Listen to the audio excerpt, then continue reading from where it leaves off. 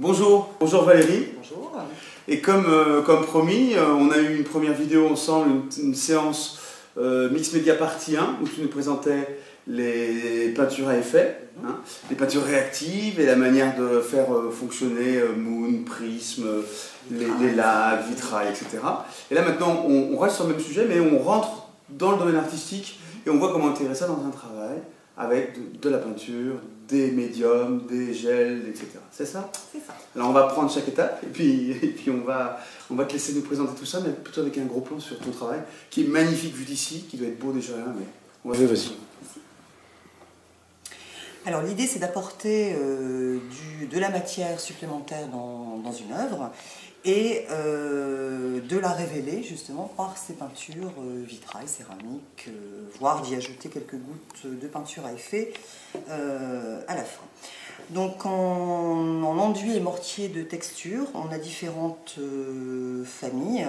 On a les gels sableux qui existent déjà colorés ou blancs et qu'on peut donc colorer directement dans la peinture, qu'elle soit acrylique ou autre, ou qu'on peut recouvrir de peinture. D'autres gels donnent un effet un peu différent, donc on a des gels qui imitent la pierre ponce, des gels qui imitent le cristal et qui peuvent donner également des effets très intéressants, ou alors des effets de gel à craquelure, donc de gel craquelé, qu'on va donc poser sur le support et qui, au bout de quelques temps, va spontanément craqueler grâce à une sous-couche qu'on aura mis préalablement. Donc sur ces gels texturés, on va pouvoir ajouter de la peinture vitrail par exemple ou céramique. L'intérêt, c'est de venir révéler tous les petits reliefs créés par les modelings ou les gels de structure qu'on aura mis en dessous, ce qui va donner du corps à l'œuvre.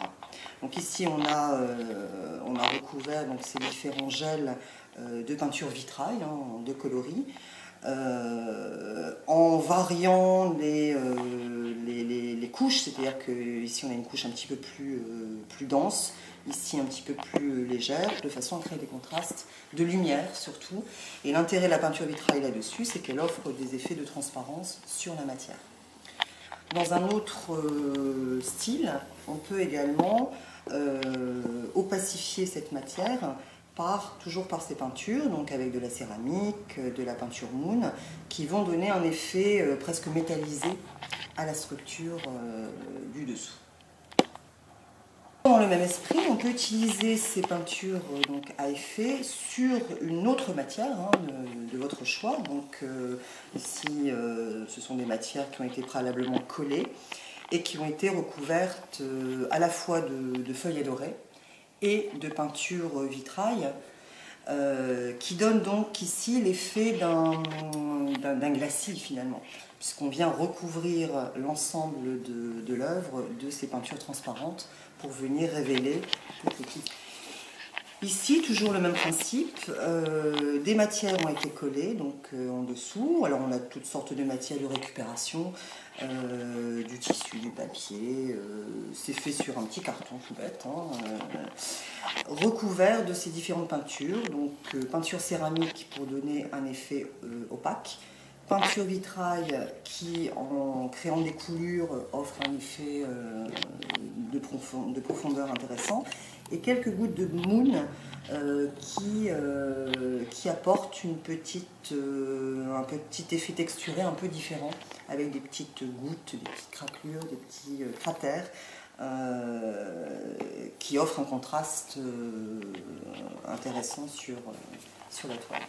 Autre médium très intéressant, ce sont les résines. Donc les résines à la fois de glaçage ou résine cristal, peu importe, qu'on va pouvoir déposer préalablement sur le support et qui vont créer des effets de relief qui, une fois durcis, peuvent être habillés de couleurs.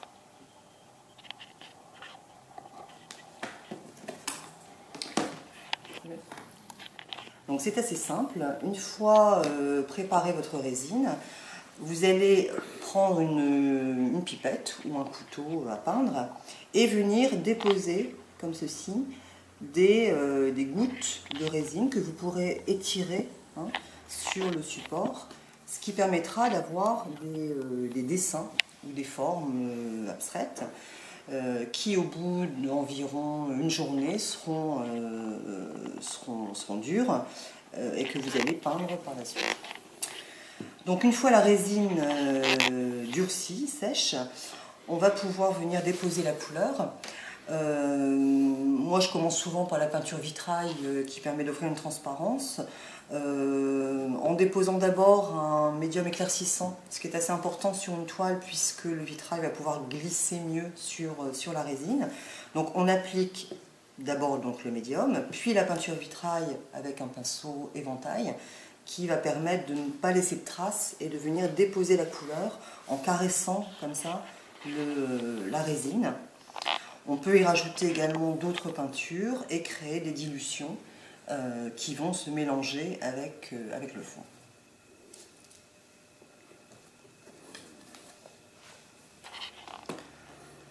Donc ici on a effectivement la peinture vitrail qui couvre à peu près le centre. Quelques gouttes de céramique pour créer un contraste et une différence de texture.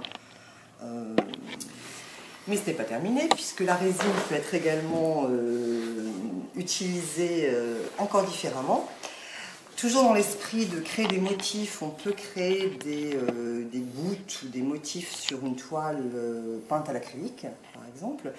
Et à l'intérieur, venir déposer quelques gouttes de peinture à effet qui vont créer donc une sorte de halo à l'intérieur de la résine.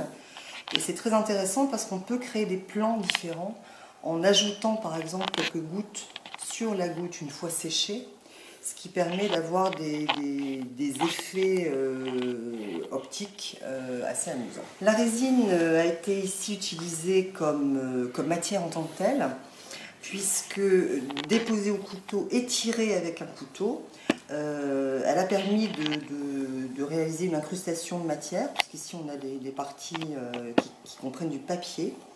Et à l'intérieur de la résine, donc avant qu'elle ne sèche, j'ai déposé des miettes de feuilles à dorer qui, dans la résine, ont créé ces petites particules brillantes. Alors, pour finir, enfin c'est pas pour finir, mais toi tu dis c'est de la déco, c'est pas de l'art, je trouve ça magnifique. On réussit quand même à faire des choses, tu réussis à faire des choses extraordinaires avec ces techniques-là.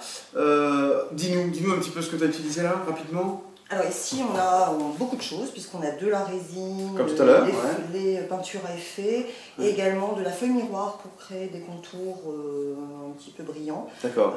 Ce qui peut être amusant à faire. Bah oui, pour aller un peu plus loin. Mais, moi aussi ça me laisse sans voix, t'inquiète pas, je suis scotché par le truc. Je sais pas si je peux faire ça. Je pense que oui, on avait déjà fait des exemples précédents. Ces peintures à effet, elles ouvrent un champ d'investigation. Et là, sur celui-là, effectivement, on peut vraiment s'amuser avec la couleur tout en jouant avec les volumes, puisque là on a donc une résine en dessous, et là on a vraiment mis toutes les peintures. Les couleurs qui pètent. C'est excellent.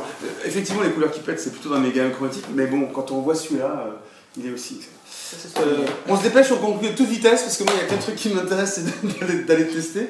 Non, je rigole. Mais ça donne envie, ça donne vraiment envie de manipuler tout ça. Merci Valérie, tout est sous contrôle. On a la chance d'avoir un tour d'horizon de tout ce qu'on peut faire avec ces outils, mais par une grande spécialiste.